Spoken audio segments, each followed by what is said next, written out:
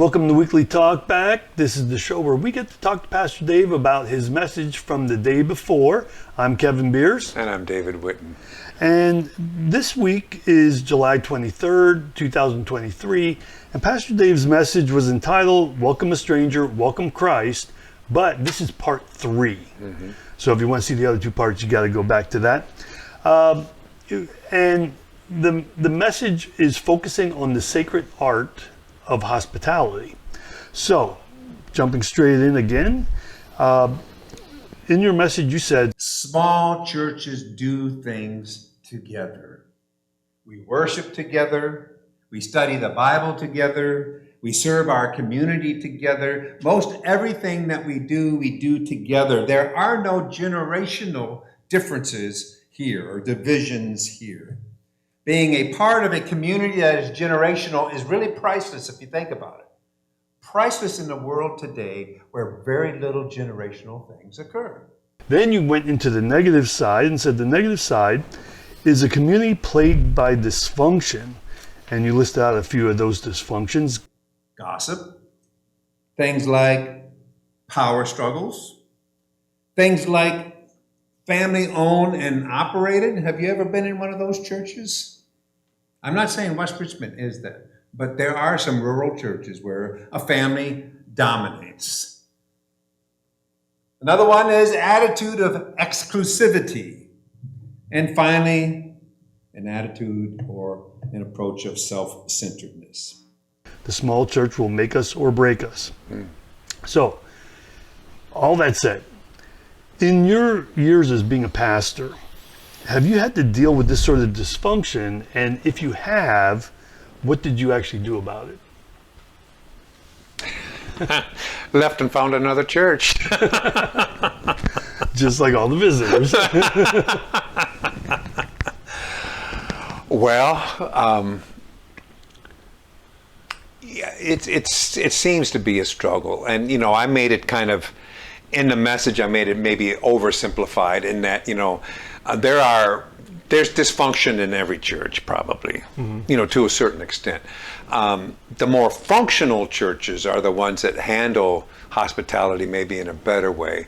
Well, not hospitality so much as the difference, as I talk about in this, difference between being a friendly church and a welcoming church. And so, yeah, maybe it was oversimplified, but I tried to work at this idea that, the church is, it's to be hospitable, and we need to find ways in which we can be more so than we currently are. I think all churches struggle a little bit with that, but we also find in all churches too that there are those that kind of step out on their own, see it as their kind of their own mission to be a welcoming presence to anyone that comes for the first time. Okay. Then you went on to say, a church community can be a friendly community, but not necessarily a welcoming church. Let me say that again. A church community can be a friendly church, but not necessarily a welcoming church. I heard someone say that. I can't remember who it was. Someone within this congregation. And it stuck with me for a couple weeks. You may hear a bunch of chatter, brothers and sisters greeting in the morning, but how about the newcomer, the first-time visitor, or even the one who has come perhaps several times? Are they involved in the chit-chat? Okay, now based on that, this may be an experience that most people have had. Now, I know I've had it. Why do you think it's so hard for people to recognize their own dysfunction? Specifically related to this? I maybe it relates all around, but I don't know. I mean, I guess in a sense, we find our comfort levels everywhere we go. And in church, we find those comfort levels. And for some, it's not real comfortable to be friendly to a stranger. They just as soon not do it. And so in many cases, they'd rather chit-chat with someone that they've been going to church with for years and years than be challenged to the point where they walk over to a complete stranger and try to engage in conversation. Okay. I had thought about this a little bit, and one of the things I thought was, and especially because our church is more regional than local, Right. is that we don't see our friends from church except on Sunday morning. Right. And then therefore we want to catch up with them, and to talk to a stranger takes us away from that visiting time, and then it becomes a matter of priorities at that point.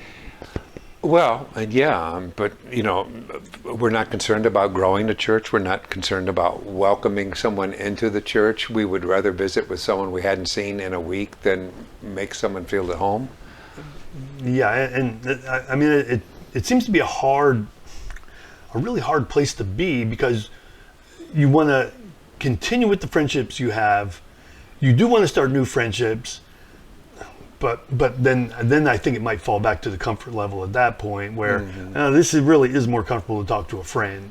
Yeah. And that sort of thing. Well, and maybe the difference between you and me, you're an introvert and I'm an extrovert.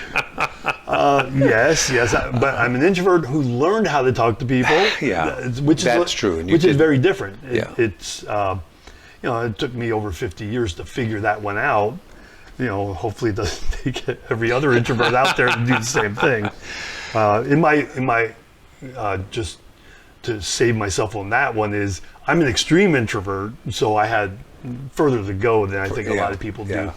Well, it's to many people it's a challenge to step out of your comfort zone and go and greet a first-time visitor.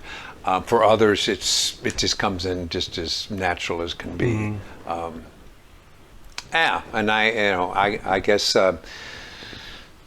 Well, I don't have anything more to say about that. Okay. All right. You included an illustration in your message, and the caption on the illustration is, "Welcome to our church, even if you are sitting in our family pew." Yeah. Now we laugh about that because it's kind of a running joke. No matter what church you're in, there seems to be that goes on, and I've seen it in most churches I've been in. Absolutely.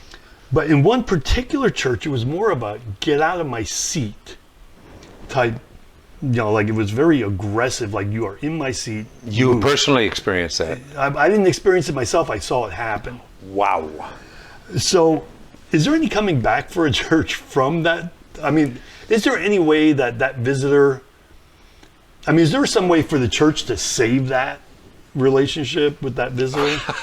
If there is, I sure would like to know about it, because if it happened to me, and that would probably have been the last time I would have entered that church. Okay. And again, this is one that I thought about. It's almost like I want to make an excuse for it and say, hey, that person, that's the way that is. That is not the rest of the church. But that person's a jerk, and so disregard. But they're welcome too. We welcome everybody. Yeah. But they're a jerk. So be friends with me. Yeah, but don't worry about that guy. Because if I had experienced that myself, I'd be the same way. Like, I don't know if there's anything anybody else in the church could do to fix that. I don't know if there is. Well, I guess the question is in human nature, and this maybe is drifting too far away, but why do people sit in the same place week in and week out? Actually, my wife Barbara and I, what we did was we kind of experimented where we sat in a different place every week for several weeks in a row. We just kept moving around. And we knew we were sitting in other people's spots, and the discomfort that it created a tension. But nothing was ever said to us, so it wasn't so incredibly invasive for them. They were willing to sit somewhere else without confronting us, but you could just see on their faces, like, what are you doing here? You are in my seat. You're in my space. And honestly, I think a lot of it is human nature. A lot of the theory might go that we create patterns so that we never have to think about it again. And then we can think about other things. If we have to think about every single thing we do every single day, we wouldn't have time to think about anything new ever. Well, and for the most part, it happens in first day of class. You know, you come in first day of class and you sit in one place, and That's where you are. That's where you are. Yeah. Unless there's some reason to ever move. Right. That's where you go. And That's yeah, right. that's exactly right. Okay, you also said we need to include new people into the life of the congregation by involving them in areas that utilize their gifts. And then you gave 5 points on how to do this. Make room for people to get involved, focus work around your mission, create a culture where engagement is expected, stop catering to members who treat the church as a private club, and seek to not only be a welcoming church, but an inviting church. Now, you used a different word there. You said an inviting church. What did that particular word mean? Well, actually, it was in the process of preparing for the sermon. I really was looking at the distinction between a friendly church, where, you know, the initial superficial, hey, how you doing kind of thing, to a church that really welcomes and seeks engagement from that person into the church. But then as I was reading, I read someone, and I can't remember the quote, so forgive me for not being able to quote this. He said, we need a church that move from a welcoming church to an inviting church. And I thought, hey, wait a minute, that's a good idea. And essentially what he was saying was, a welcoming church is a passive church. It waits at the door for the visitor. An inviting church is a church that's out there, you know, out there engaging with people and showing hospitality, not waiting at the door to be hospitable, but going out and showing hospitality of the heart, not the home. And so I was really struck by the distinction between a welcoming and an inviting church. Okay.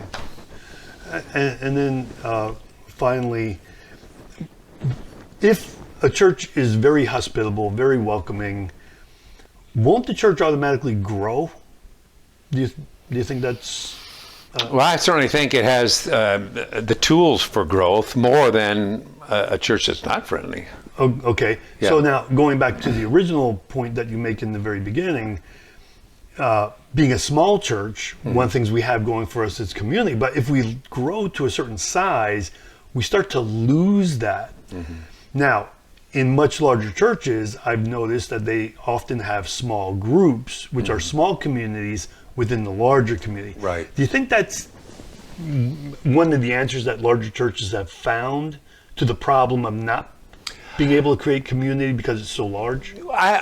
To a certain extent. I'm not sure if it's completely successful, because I still hear people feeling a lack of community in the larger churches, even if they're in small groups. Small groups, I think, is an attempt to create that kind of community, but I still don't think it's the same. And for me, a small church can stay small, but it has to have the proper representation of demographics and age. You know what I mean? So in other words, if the church is predominantly made up of people over 50 years old, okay, we're going to have a problem here in a generation. But if the church is small, but you know, the age groups are well represented all the way down the line, then that church should continue to be healthy. But I do feel like there's always going to be flux, you know, influx of people. Some people are moving out or get disgruntled. People are moving in. And so there's always going to be kind of a revolving door, even within a small congregation. So it may not grow much, but, you know, I mean, the hope is there. The goal is to to bring all people to Christ. And consequently, you know, if it means that the church is growing, then yeah, you do have to adapt to that, and hopefully not lose that great sense of community that you find in a smaller church. Okay. And honestly, I think the small group idea may come from the original church, where, like, in one day 3,000 were added. Yeah. Okay, what do you do with 3,000 people? You're not a small church. You Right. started as 12, now you're 3,000. Yeah. But they met in homes. Yes. And so they divided themselves up somehow. Right, which to me goes back to that idea of the small groups. But then the question becomes, can those small groups integrate together into a large community, or is it really just a whole bunch of small? I mean, I think that's the dynamic that's always got to there's always going to be some tension between the two. Right, and I'm not well versed in ecclesiology in terms of how the church's makeup and how do you solve those problems. How do you bring multiple small groups together into a large group and create a sense of community from that. I'm not experienced with that. Okay, all right. We're going to wrap it up there. Again, this has been Weekly Talkback. If you have not heard Pastor Dave's message, it'll be linked in the description. And then leave your comments. Tell us what you think. What experiences have you had as far as visiting a church somewhere else, or maybe the church that you're at right now? Just let us know down in the comments, and we will be seeing you next week. Yep, be blessed.